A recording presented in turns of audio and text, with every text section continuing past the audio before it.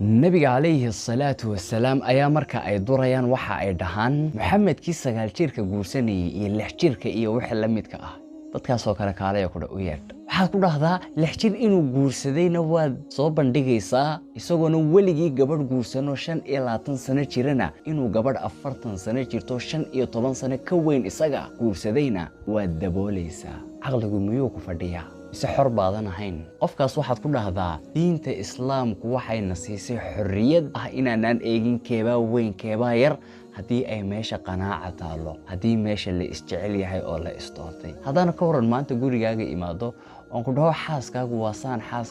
saan xay dhahaysaa warar la shaqo yeelo maxaa xaaskayga ku daba dhigay soomaa sidaas oo kale dadka nebiga sallallahu alayhi wasallam iyo Caaisha aflagaadeynaya waxaad ku dhahdaa warar shaqo yeelo maxaa hooyooyinka iyo ku daba dhigay sababtoo ah Caaisha waa ummul mu'miniin ee ma aha ummul munaafiqiin